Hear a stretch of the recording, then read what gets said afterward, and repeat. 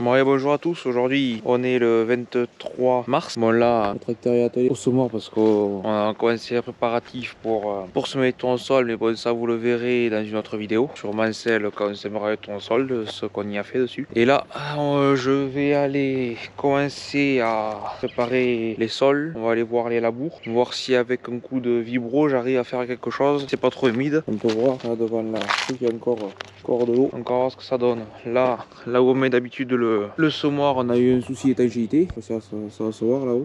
Une poutre qui s'est pétée, donc ça s'est effondré. Donc pour l'instant, on va le déplacer. Donc là, la moissonneuse, la coupe elle est dételée, mais je vais enlever la table. Là. Je vais la serrer au maximum là, sortir la remorque de la voiture et le garer derrière, sûrement. Donc on va y démarrer tout ça.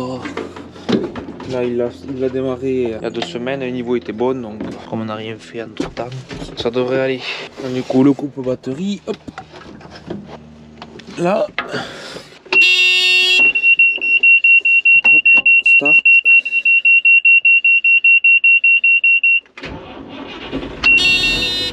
Impeccable. Un truc que je veux avoir à faire pour elle d'ailleurs, ça sera trouver des filtres cabine.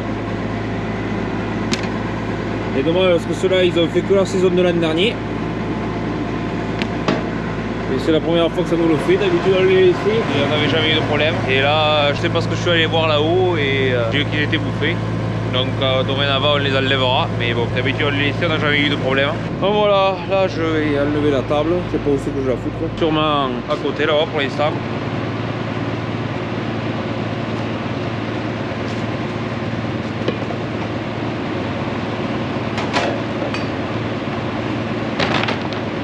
Voilà, il y a la table là.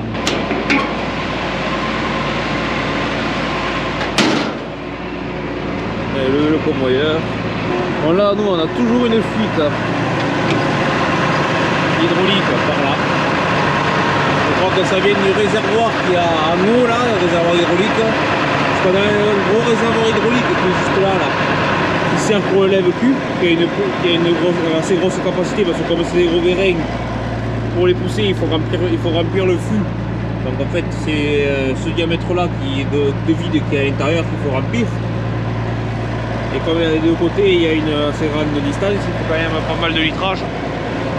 Donc ça fait un grand réservoir et ce réservoir en fait ça vient rejoindre un réservoir pas celui-là mais un autre qui est un peu plus haut. Et en fait par la moitié du réservoir qui vient alimenter les vérins, il y a un tuyau qui se prend au milieu du réservoir en fait et qui alimente l'autre par le haut. Donc ça veut dire que le secondaire que je vous parle, je vais vous le montrer. Voilà, ça c'est pour le lève-cul. Comme on voit il en manque. Et là en fait ça vient prendre l'huile là. Et si on veut être à niveau, en fait, on est au-dessus de ce niveau-là. Et celui-là, il est censé être tout le temps à la gueule, quoi, plein. Sauf que je pense.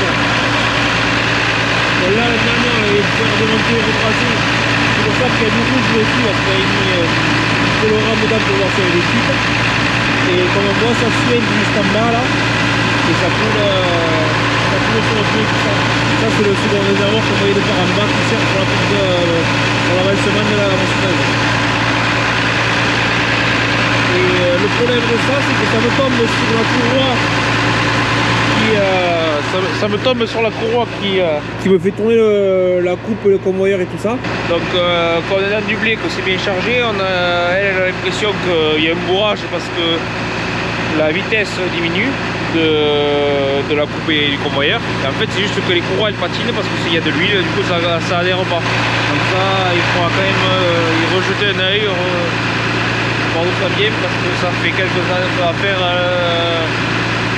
L'année dernière c'était à la 2e ou 3e saison que ça nous a embêté et ça commence à nous gonfler sévèrement. Allez, hop. Voilà, le tout de batterie est allumé parce que normalement si j'accélère un peu plus, voilà il s'enlève. Le frein, on va faire une marche arrière, je sais pas ce que c'est. Ah oui mais je sais ce que c'est qui. J'entends qu'il vibre la ferraille. C'est vu qu'il n'y a pas les filtres cabine, les caches de filtre là-haut sont pas bien. On n'appuie sur rien quoi. Et il vibre dans le support. Je sais pas si on le voit, il y a du billet de bois là dans le rétro. Je ne vais pas le choper. Et comme moi, J'ai dit qu'il fallait que je lève le convoyeur. On la voit la trace, donc ça va que... Hop. À demain, ce sera plus simple. Je regarde le pneu qui est juste dessous là. Pour me serrer un maximum. À force que je descende, j'ai une barre qui va m'emmerder.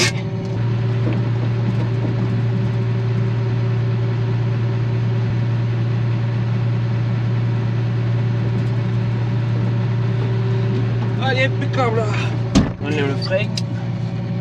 On est reparti.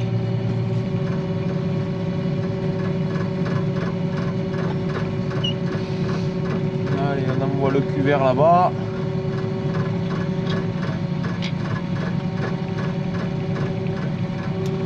Et là, on va pas être mal. Allez, on s'arrête là. Merde, je comprends. Je me croyais dans le tracteur. Avec le frein à main de l'autre côté. Est-ce que ça marche? Ah oui, je suis con, du coup j'ai la merde qui arrive. Moi j'ai évité de le mettre en route, du coup j'ai plus les filtres cabine. Je le mettrai quand j'aurai les filtres cabine. Tac tac tac tac, je viens d'oublier, mais... Hop, on peut éteindre. Ça a sonné. Normal, hop. Le coupe-batterie. Là. Et là. Voilà, comme on peut le voir, on le voit le problème de fuite qu'on a eu. C'est cette poutre en fait qui s'est pétée. Voilà, du coup on l'a consolidé avec des chevrons et des étais. En attendant de trouver le temps de consolider ça. Bon, voilà, il va passer le semoir, oui. Sortir la remorque. Je remettrai par devant après. Allez. Hop.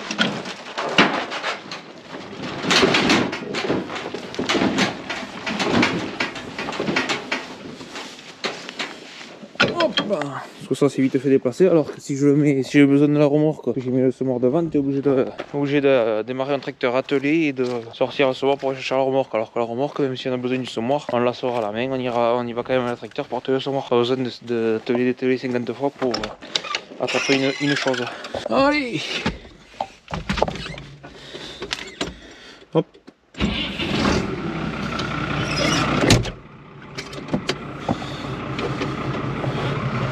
Normalement, on va tout enlever. Allez, éviter de passer dans la flotte, on ne pourra pas gagner trop. Marche arrière.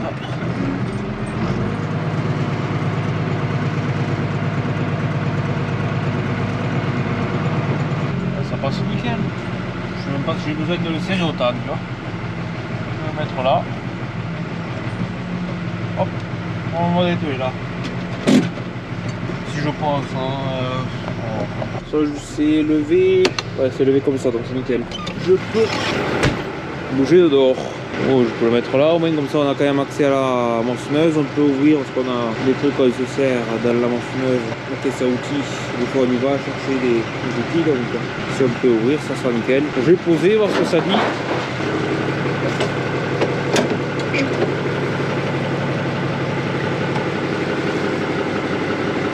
Bon, il me faut deux calembois. On va aller chercher ça si je passe ça là. Allez, une. C'est gros ça. Ça c'est long aussi. Bon, ça fera pas rame. C'est à peu près la même épaisseur, ça ira. Hop, dessous. Hop, dessous. Et là, on finit de baisser.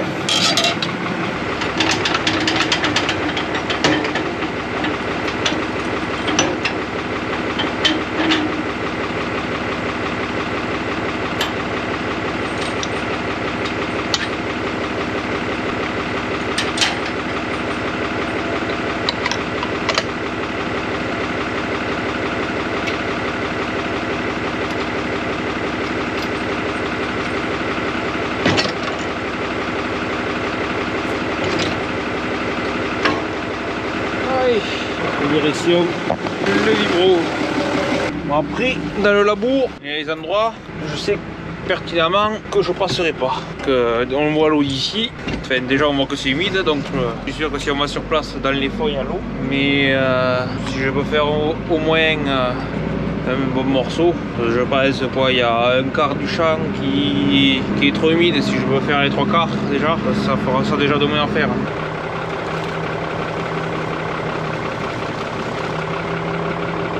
Ça ressemble à quelque chose.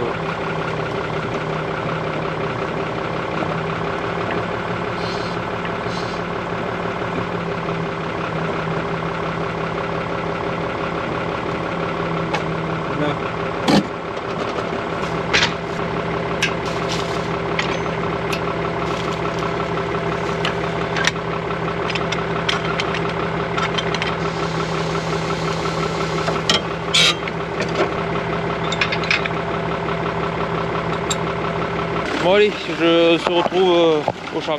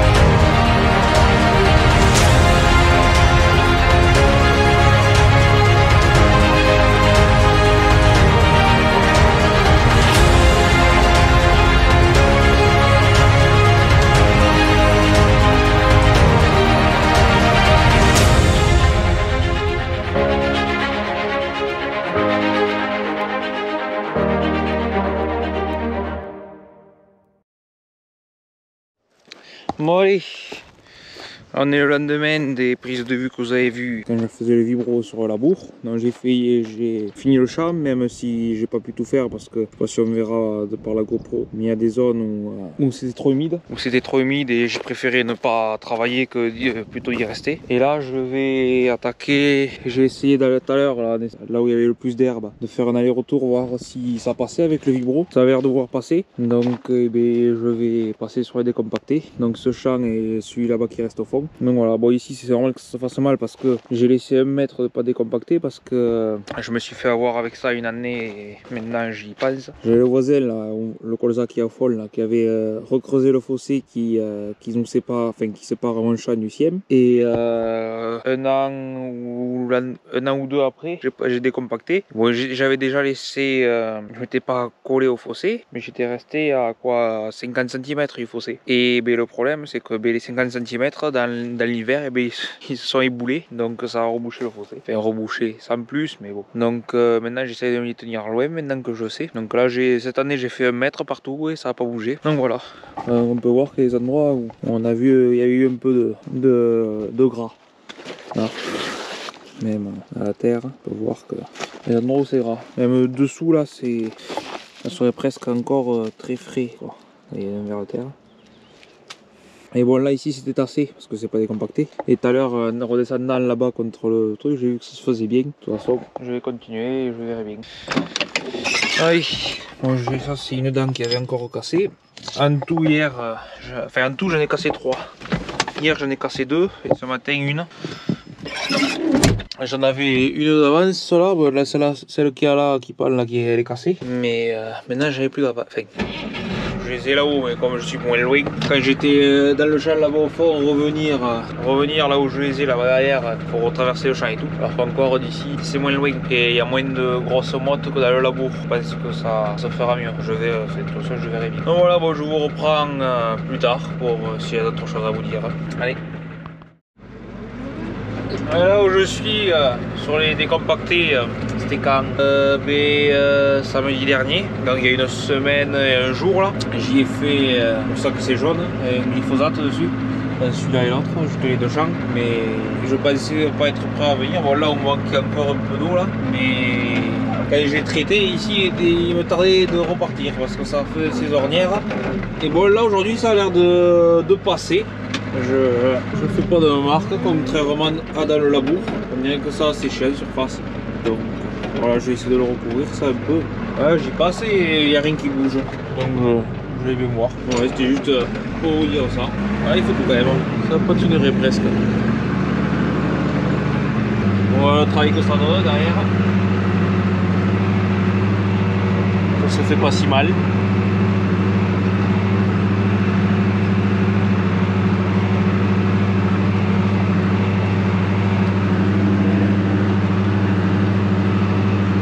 J'avais une peur ici, c'est que ça bourre, comme vous voyez là.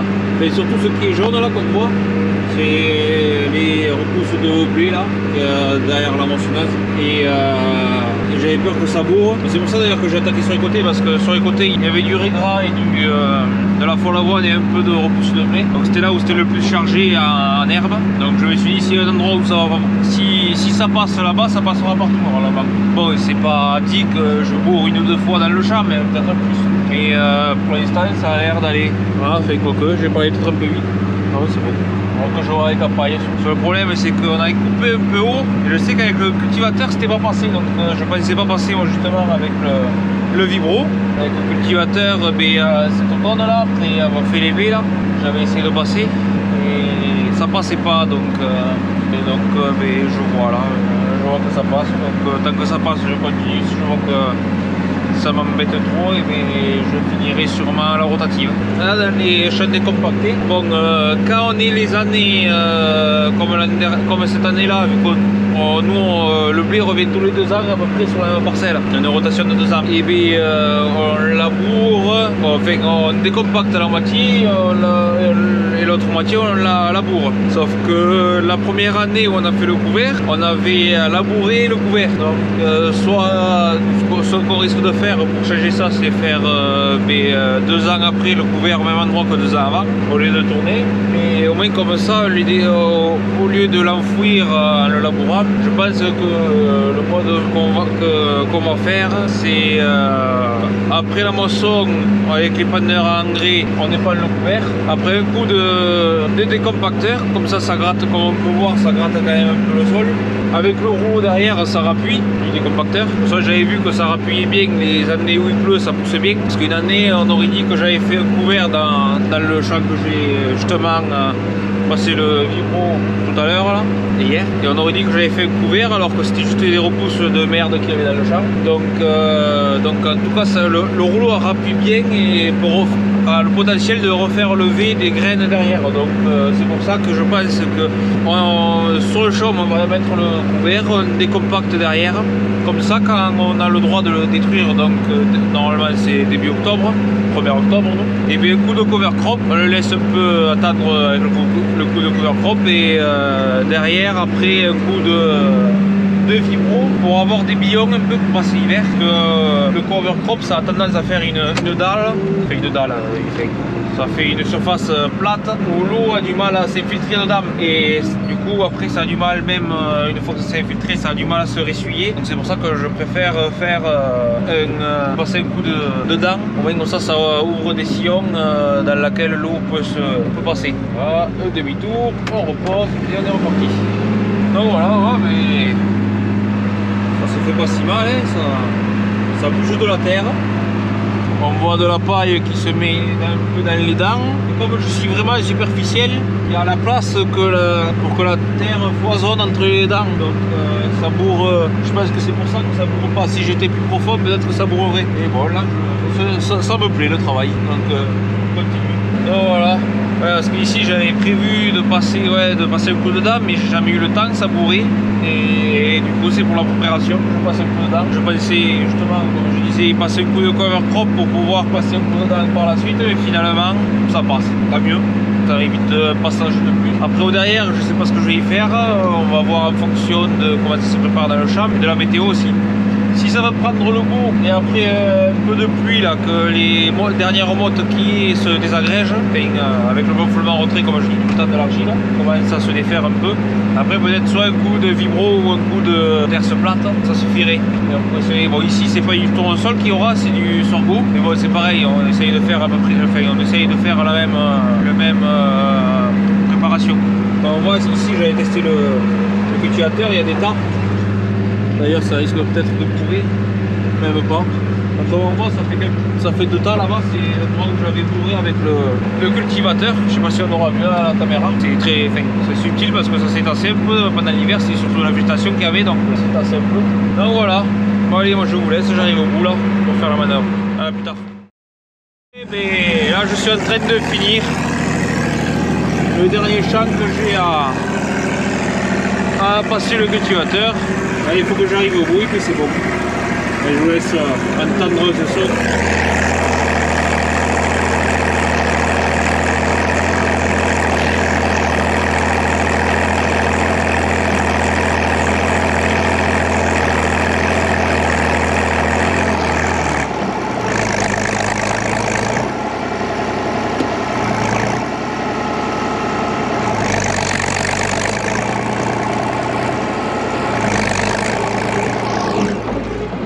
Voilà, on est parti. Donc là, bon, dommage qu'il fasse plus soleil, c'est couvert le temps, mais ce serait bien qu'il y ait un peu de soleil dessus, que ça se réessuie un peu, que ça prenne beau ça. Et après, s'il pouvait y pleuvoir un peu dessus, ça ferait pas de mal. Pour au moins ça. Parce que s'il pleut directement dessus, la terre elle va devenir blanche comme pas possible. Donc il faut que ça prenne beau.